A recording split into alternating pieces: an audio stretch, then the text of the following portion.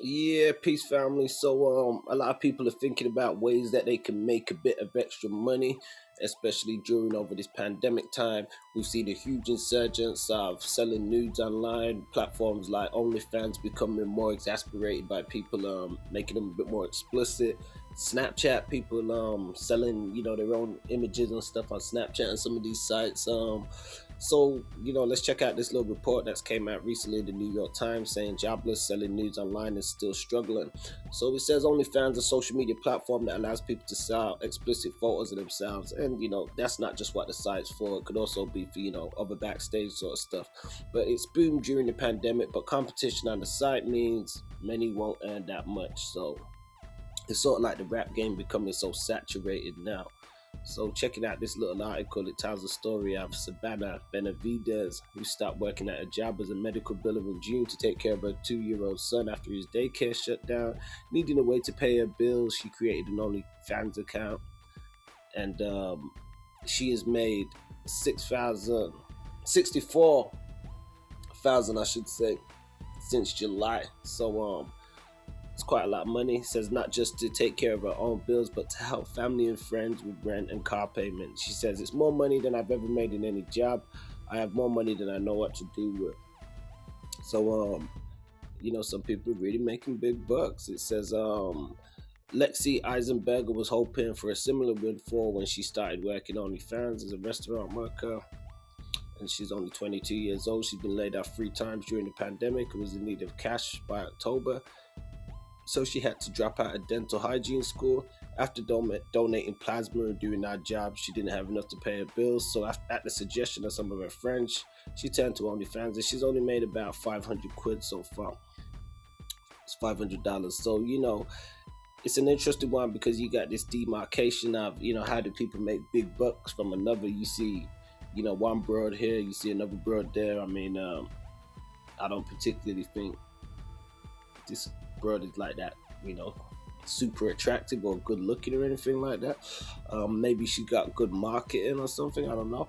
It says, just to give a bit of inside baseball on OnlyFans, it was founded and based in Britain, which I didn't actually know, considering it has such an American setting on it. And it says, as of December, it had more than 90 million users and more than 1 million content creators. So that is quite a lot, how this has jumped up. So a lot of people are turning to OnlyFans thinking it's going to be their way to prepare for their family, and it says a lot of people are doing it out of desperation. Some people have likened this to prostitution. Some have said no, it's not prostitution, because you've got celebrities and other people with OnlyFans pages where they're not necessarily selling news. They could just sell, exclusive bits of content and information. So, OnlyFans take a 20% pay cut. Some creators can get tips through apps and stuff. So, one of those girls, Miss Benavides, is the one that made a whole bunch of money. She makes a lot of money through tips and stuff like that. So, a lot of people are saying it's like a full-time job. You got to put a lot of work and stuff into it. I mean, me, myself, I did have OnlyFans. Well, we still got one up for the back, that experience, which we was using for behind-the-scenes pictures and stuff from photo shoots and things of that nature. But, it's a whole different time we're living now, just with the sexualization of everything. Morals and values are really quite low, and I'm not saying it in an attempt to judge or lambast anybody, but these are the times that we live in. So what do you guys think? I mean, has anybody out there had any experience with OnlyFans? Do you guys think thought about setting up an account or anything like that?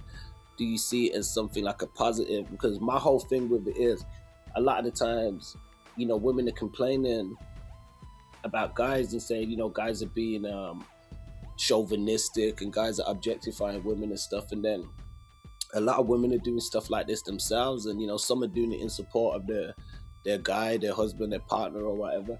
I've seen it recently myself, even over the past year, where, guys have put their women out there to do OnlyFans and stuff and make money and bring some extra money in if they can.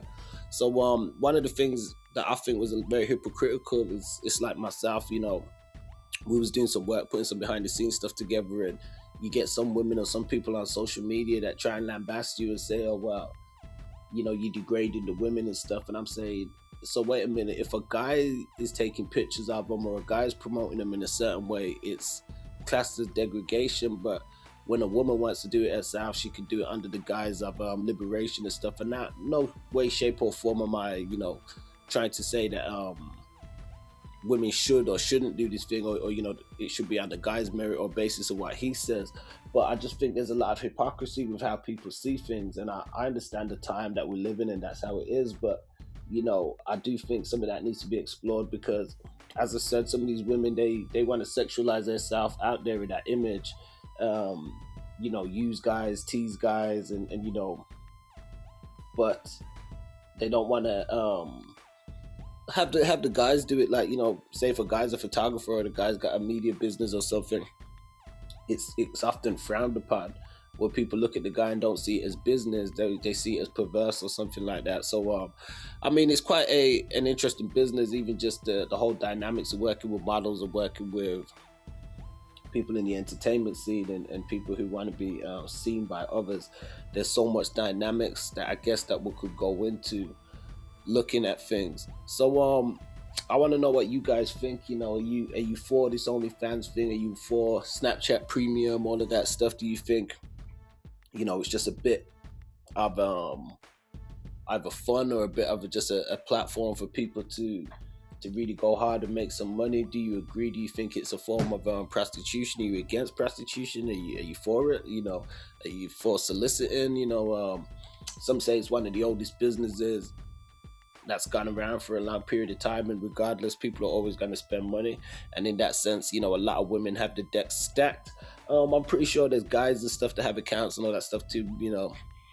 I'm pretty sure. I'm not interested in seeing it, but women will have the deck stacked in that capacity. That as we see, 64,000 in a few months is the type of numbers that some of them can be pulling in from guys that are going to be out there wanting to either see them, buy pictures, talk to them, spend time with them.